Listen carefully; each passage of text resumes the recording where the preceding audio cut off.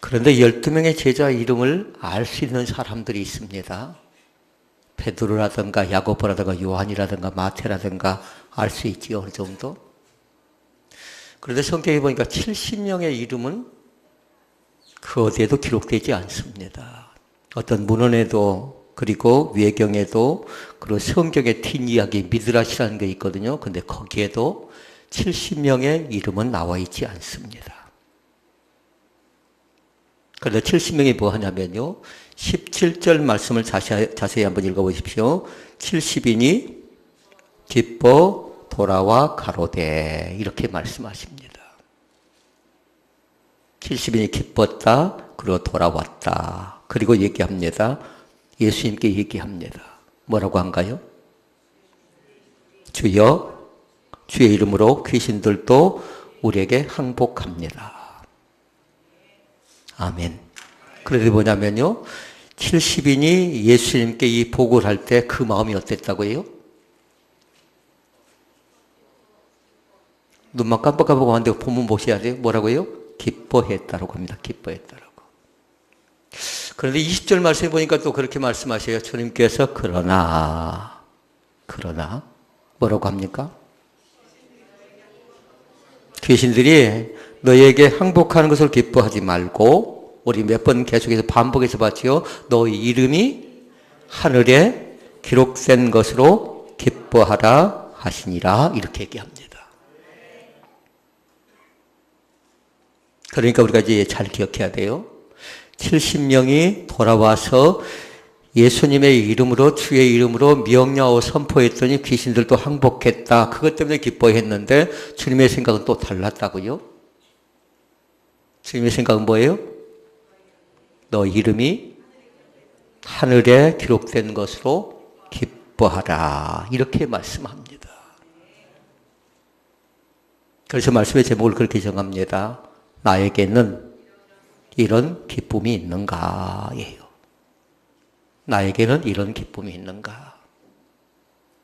근데 다시 말씀을 드리면 70명의 제자들이 기뻐하는 기쁨이 있고요.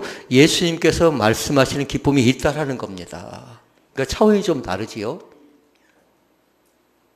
그런데 거기에다가요. 또 두 가지를 덧붙일 거예요.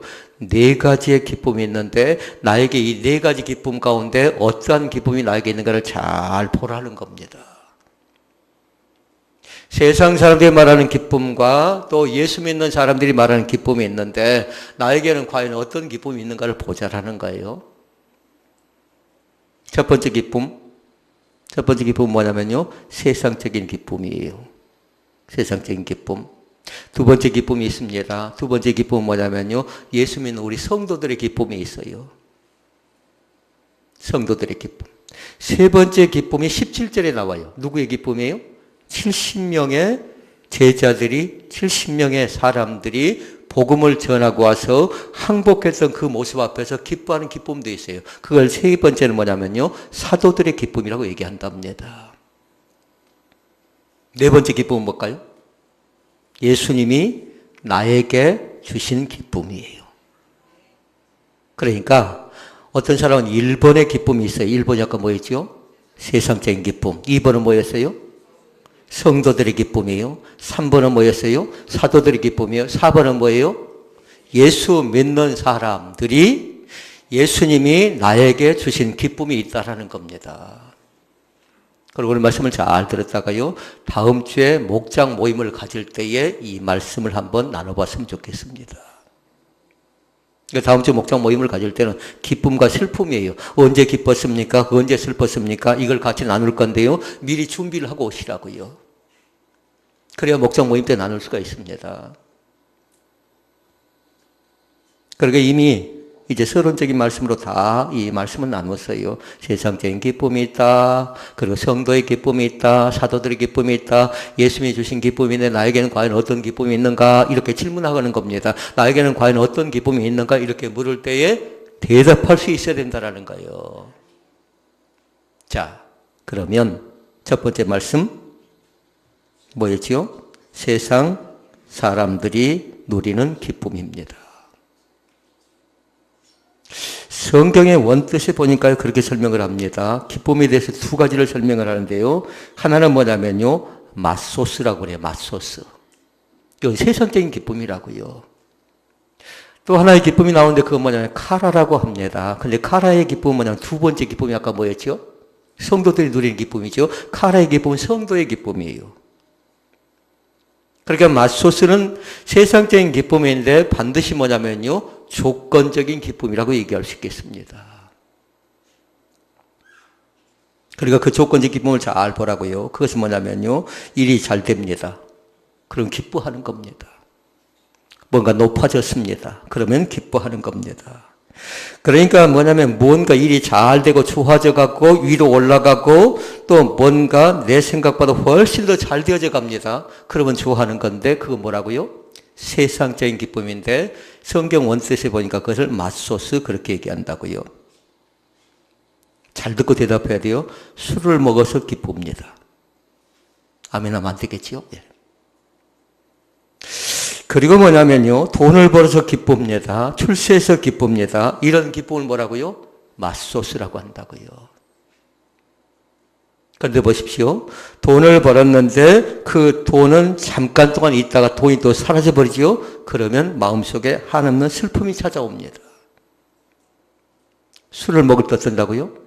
기쁩니다. 그런데 술을 먹고 나서 아침에 일어나는데 머리가 지끈지끈 아픕니다. 힘듭니다. 내가 왜 저 술을 먹었는가. 그러니까 먹을 땐 좋았는데 먹고 나서 후유증이 생긴다고요. 또 옛날처럼 고민이 찾아오고 고통이 찾아오고 근심이 떠나가지 않습니다. 원상복귀 됩니다. 그리고 이 기쁨이 뭐라고요? 세상적인 기쁨이라고 얘기할 수 있겠습니다. 그러니까 예수 믿는 사람이 여기 머무르면 안 돼요. 반드시 두 번째 단계로 넘어가야 돼요. 뭐였지요? 뭐라고요? 성도들의 기쁨이에요. 성도들의 기쁨. 아까 원뜻이 뭐라고요? 카라라고 했어요. 카라. 이건 다른 것 아니라 하나님께서 우리 가운데 주신 기쁨인데요. 이 기쁨도 우리 가운데 있었으면 좋겠습니다. 성령이 내 마음속에 임재할 때 주어지는 하나의 무조건적인 기쁨이에요. 그래 아까는 조건적이었죠. 돈을 벌어서 또 뭔가 먹어서 뭔가 높아져서 뭔가 잘 돼서라는 그런 조건적인 것이 세상적이라면 이번에 성도의 기쁨은 뭐라고요? 무조건적이에요. 성령이 나에게 임할 때에 기쁜 겁니다. 이 시간도 그런 사람들이 많이 생겨났으면 좋겠어요. 주머니를 뒤져보니까 5,000원밖에 없습니다. 그런데 배가 많이 고픕니다. 그래서 국밥 한 그릇 먹으려고 하는데요. 앞에 거지가 있습니다. 그러니까 내가 먹지 못하고 그 거지에게 5,000원짜리 국밥을 사줬는데요. 그 거지가 기분 좋게 잘 먹습니다. 그러니까 내가 기분이 좋아졌다고요. 기뻤다고요. 나는 배가 고팠는데 잠깐 동안이나마 앞에 있는 그 사람에게 내가 음식을 대접했더니 기분이 좋았어요. 전철을 탔는데요. 자리가 많이 없어요.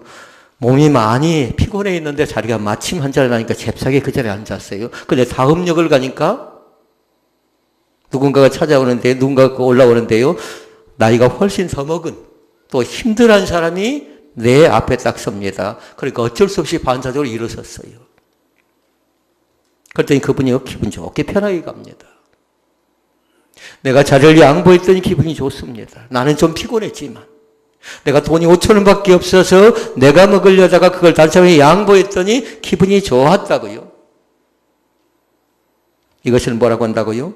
성도의 기쁨이라고 얘기한답니다. 다른 사람을 행복하게 만들었더니 내가 행복해지는 것이고 다른 사람을 기쁘게 만들었더니 내가 기쁜 것이고 다른 사람을 즐겁게 했더니 내 마음도 즐겁고 다른 사람을 평안하게 만들었더니 내 마음도 평안해지는 거예요.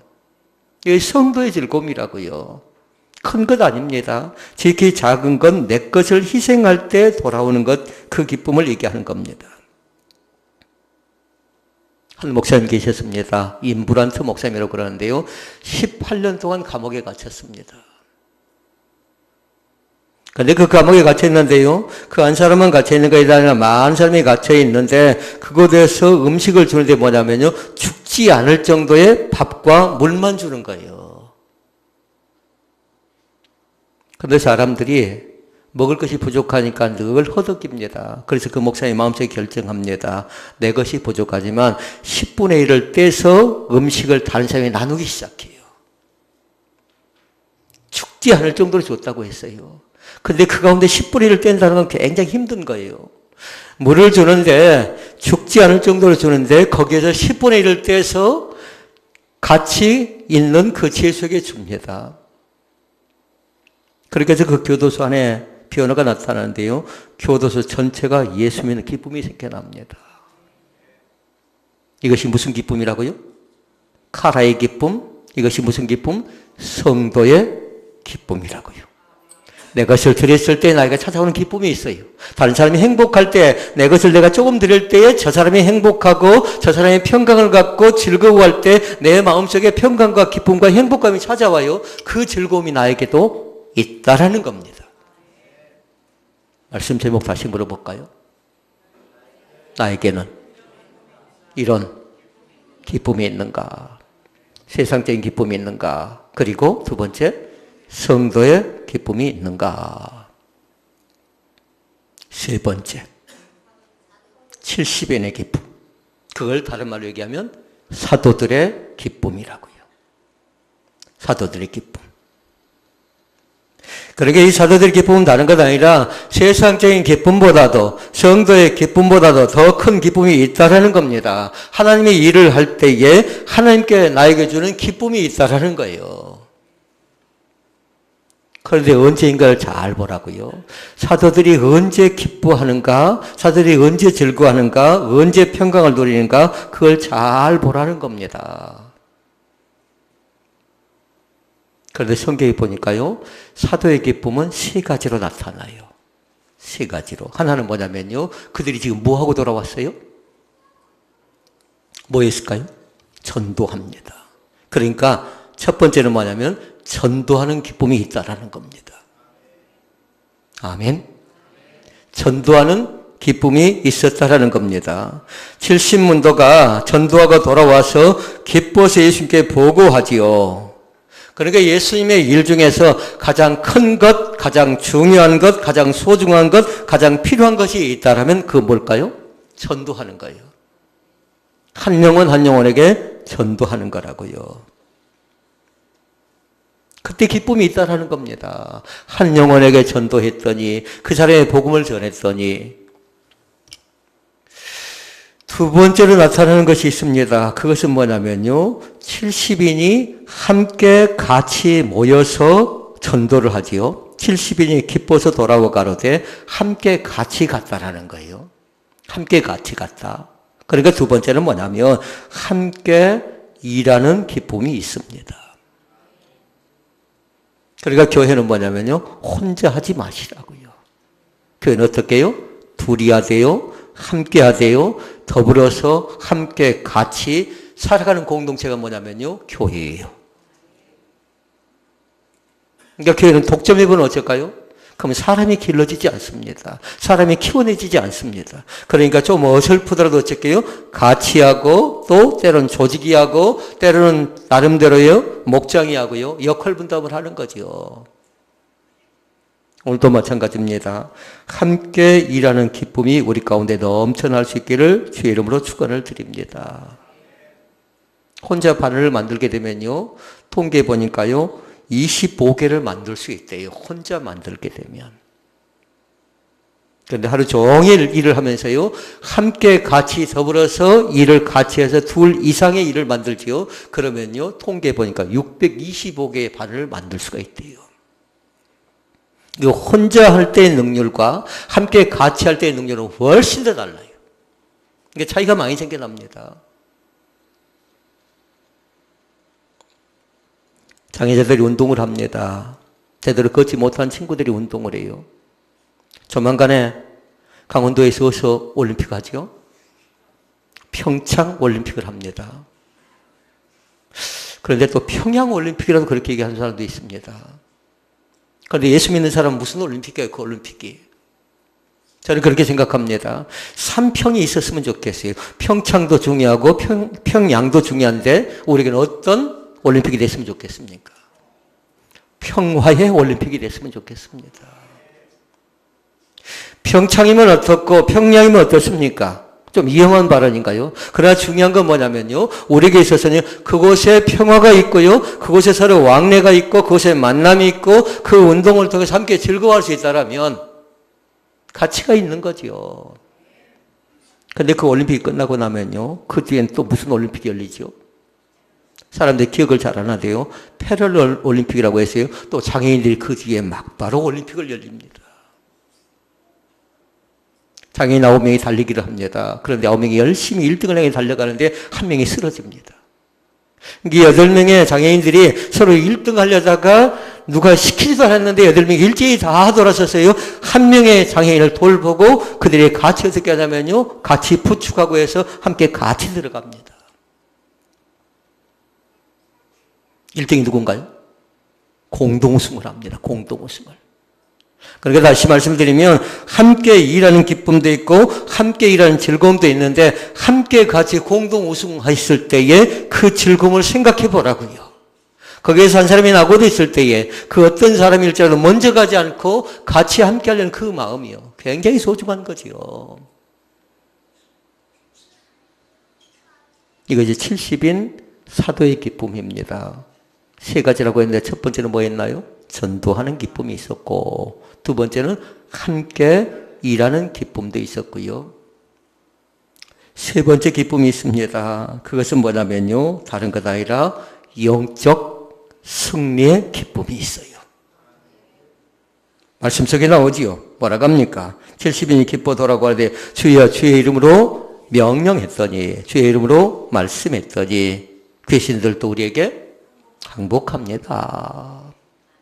그 승리, 그 기쁨이 있었다라는 겁니다. 그러니까 그들이 현장에 나가서 두렵지 않고요, 체험한 겁니다. 병든 자를 향해서, 귀신들을 향해서, 약한 자를 향해서 예수 이름으로 선포하는 겁니다. 그때 뭐 했대요? 항복했답니다. 그러니까 영적 승리를 그들이 친히 경험합니다. 영적 기쁨은 굉장히 소중한 겁니다. 그러니까 여러분 잘 보시라고요. 우리에게 있어서 전도하는 기쁨도 있고 함께 일하는 기쁨도 있고 영적 승리의 기쁨을 오늘 또 마음껏 누리실 수 있기를 주의 이름으로 축원을 드립니다. 이 사도의 기쁨이라고요. 제일 처음에 보였죠.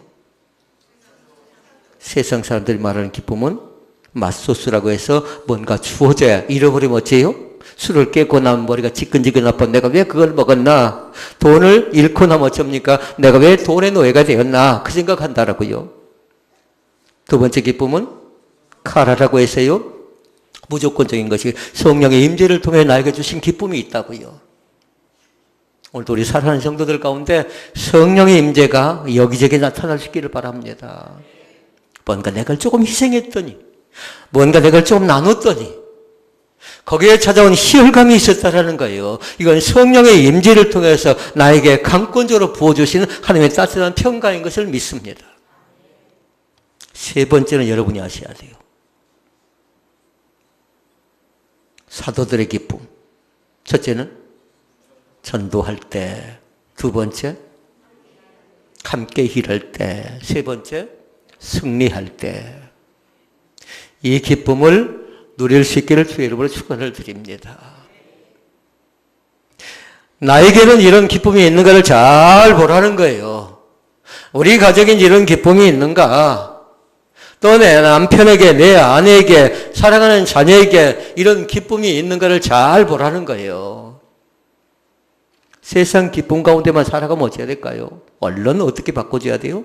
2번으로 바꿔주고요. 2번에 머물러서는 안 되고요. 반드시 어째요? 전도할 때에, 그리고 함께 일할 때에, 그리고 전도할 때에 나름대로 승리하는 그 기쁨을 통해서 그들도 3번의 항목까지 나와야 된다는 겁니다. 오늘도 기뻐하고, 오늘도 즐거워하고, 오늘도 감사할 수 있기를 바랍니다. 네 번째, 예수님이 70인에게 주신 기쁨이라고요. 그 70인은 대표적인 거라고요. 그 12명이 지금 대표적인 성격을 가지고 있는데 지금 나에게 주시는 기쁨이라고요. 그 기쁨이 나에게 있는가를 잘 보라고요. 전도할 때 기쁜 것도 중요하고 함께 일할 때 기쁜 것도 중요하고 귀신들이 항복할 때 기쁜 것도 중요한데 안 기쁜 것이 아닙니다. 그러나 이렇게 시작해요. 20절에. 뭐라고 합니까? 그러나의 동그라미를 다 껴놓으시라고요.